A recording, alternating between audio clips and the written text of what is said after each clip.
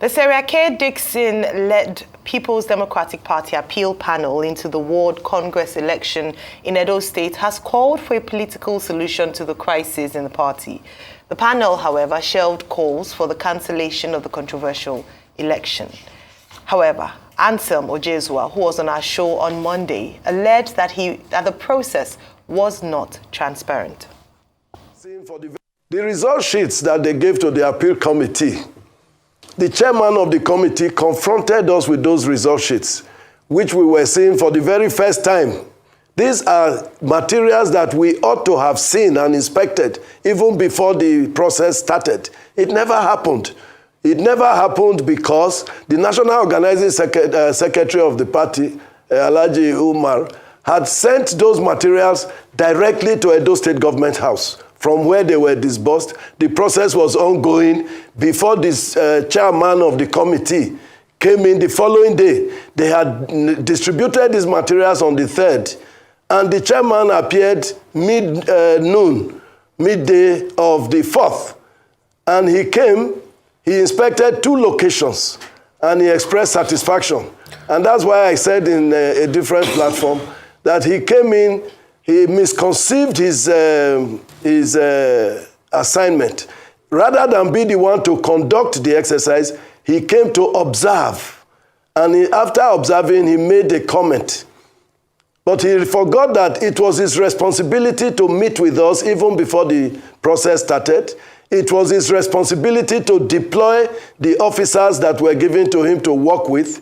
It was his responsibility to distribute the materials. All these were done in his absence and before he arrived. Joining us now for a right of reply is Tony Okonigene, a member of the State Executive Committee of the PDP in Edo State and the coordinator of the Legacy Group in Esa Central Local Government Area of the state. Good morning and welcome to the morning show. Good morning. Happy to be here. Well, thank you, Mr. Okonigene. Well, you already had Mr. Anselm Ojezua there. He said the process was not transparent and that nobody withdrew, nobody boycotted, but that the party just decided to do what they did. And he blamed Governor Obaseki for being responsible for the crisis that seems to be emerging. What do you think? You are also a member of the party. I want to just say that, you see, when people fail to read, because election matters, they are being guided by the 1999 Constitution as amended. We have the Electoral Act 2022. We have the party constitution and the party guidelines that are issued. So when you are going for a contest, it is always good to arm yourself with these provisions so that you will know what to do and what to expect. And let me just say, yes, they went to the appeal panel and they raised issues of maybe the chairman did not meet with them. They said the result sheets were given to the governor, all allegations. Nobody raised any substantive issue that either the guideline or the constitution or whatever was breached in the process of doing this, of carrying out these congresses. For the first time, I want to say that the PDP National Working Committee took a lot of time, a lot of pains to ensure that everybody was carried along. There was a stakeholders meeting on the 9th of December in Abuja, where all the aspirants were called and they were made to air their views. How should we run this Congress so that we don't have a repeat of what happened in 2023? And they all aired their views and they were captured. They came up with the issue of venue, that the venues they initially published, that they were not satisfied with the venues. They now called them together again. They now said, okay, they all agreed that we should all use the INEC collation centers in each ward, and which they all signed. You see, once the Electoral Act is very, very clear, once the National Working Committee that is responsible for conducting congresses, once they have published the venues, INEC that is given the statutory mandate to also monitor must report to those venues. And you as an aspirant, or if you have candidates, delegates you are sponsoring, you should report to your venues in your wards. The issue of coming up to say that the chairman, the governor of Anambra State, did not meet with them. They have forgotten, or conveniently, to say that Governor Seyi Makinde was the chairman appointed by the National Working Committee the night before the congresses were to hold, for reasons best known to him. Governor Seyi Makinde threw in the towel that he was no longer going to do this, carry out these processes. Umba that they are talking about, Umba was appointed the morning of the congresses. And as at that time, by the guidelines issued by the party, all participants were expected to be in their various wards, because the guidelines said that from 8 a.m. to 12 noon, you are supposed to be in your ward for accreditation. So at what time were they now expecting Umba to come and start calling meeting of stakeholders when the process was already on, as because of the resignation of Seyi Makinde? Makinde was the one that wanted to actually throw spanners in the wheels of this of the progress of these congresses. But thank God I saw him with the chairman of the PDP Governors Forum coming out 2 days ago or so to say that the Edo State congresses were free and fair. So the appeal panel have heard the congress to be free and fair. The Governors Forum has heard the congresses to be free and fair. So, and think that is where we stand now. No, what of Obaseki? Obaseki's role in the matter, which Ojezwa also raised. I want you to say, let me just, if you people understand the relationship between Governor Obaseki and Ojezwa, it's like a husband and a wife quarreling, and you try to go into it. At the end of the day, you might get your fingers burned, because when the husband and the wife go to settle, Obaseki and Anselm Ojezwa are like a husband and wife having a misunderstanding, and maybe the wife is now crying out, saying that the husband is not doing this. The day the husband will take the wife and do what he's supposed to do, you will not be there, and you will not become the victim. But I want to say that Obaseki and Anselm Ojezwa, I think they are friends. Like Anselm Ojezwa has said it on television that the governor knows what to do. And I can assure you, when the governor does what Anselm expects him to do, you will not hear all these things again. All right. Well, I mean, of course, one is quite curious as to what he expects the governor to do, but I don't know if you'd be willing to divulge. But let me ask, in terms of another statement made by Mr. Ojezwa, where he said that this could pose a potential risk such that the party might not even be able to field a governorship candidate because the primaries have been marred by irregularities. And it seemed as if he was willing to go all the way if this isn't rectified. Now you said the appeals committee have seen the matter as being well done. What other options would be left to him? Would the party allow him to go ahead with pursuing legal options, or are there internal mechanisms to handle this matter, to settle this matter? I have said the PDP we went through crisis last in 2023, majorly because the party at the national level was divided.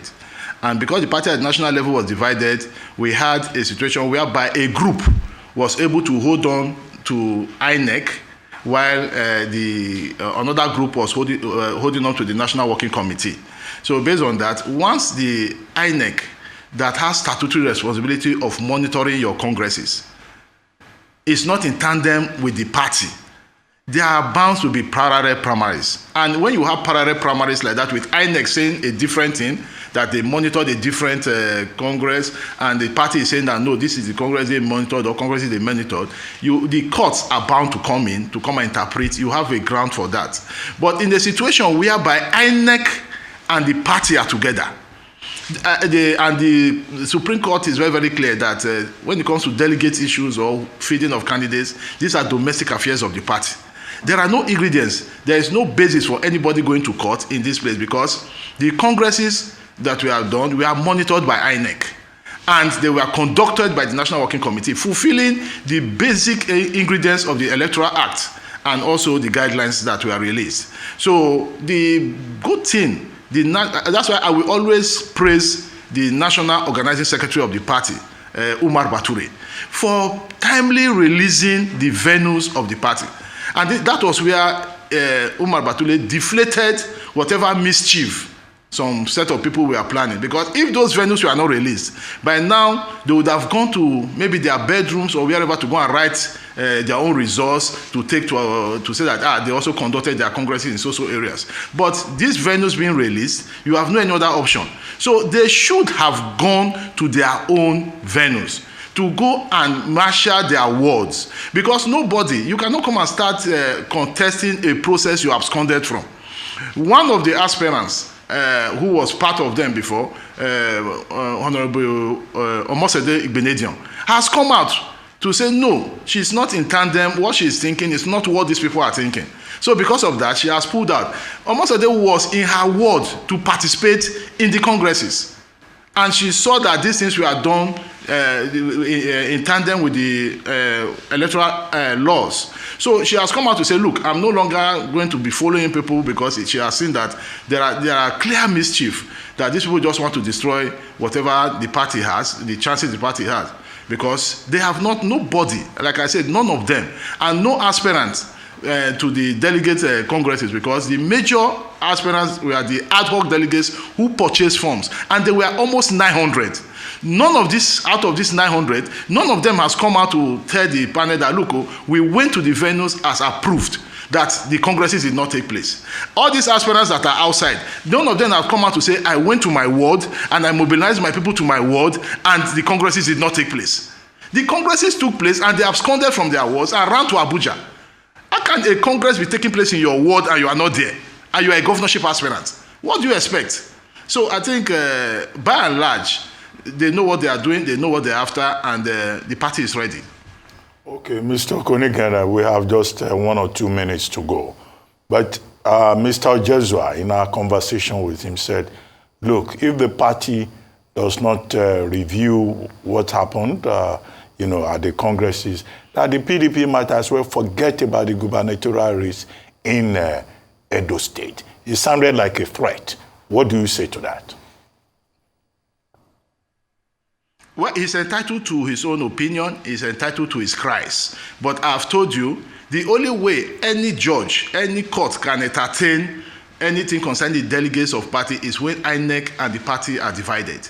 But in this case, INEC has come to say congresses were ahead and we monitor the congresses. And the National Working Committee that is saddled with the responsibility of conducting these congresses have also come to say we conducted these congresses. So both INEC and the National Working Committee have signed these results and they have submitted the results. So I don't know what he's going to present to a court to tell the court that, what is he going to tell the court? I've said this and I'm going to still emphasize it. Except a judge that has made up his mind that after delivering this any judgment against these congresses, I've decided to resign or I've decided to just move away from the judiciary. That's the only judge that will say anything that will affect these congresses. So if not that, there's no judge that will look at what is on ground and what we have and go against what has been done. Because like I said, there has been no complaint against breach of any of the electoral, the provisions of the Electoral Act or the 1999 Constitution, the party constitution, or the guidelines that we have. What they just have are just speculations that the results were taken to Government House, which they brought before the appeal panel. The appeal panel found out that those were not tenable. They said that the results were signed by the secretary and the chairman alone, but those were not tenable because they brought the results that were signed at the ward levels by the ward collation center, ward collation officers that were sent to the wards, who now send these things to the local government, then to the state, before they will now submit to the national. So all these things, I can assure you that PDP has gotten this thing right. It's not only through the court of law that aggrieved party members express their grievances. If they are not satisfied with the outcome, they might as well stay within the party and work against the interest of the party, as we saw with the PDP at the national level in the 2023 general election. What if they form a G9 and work against the interest of the party? But anyway, thank you very much, Mr. Tony Okonigene, for joining us on the morning show.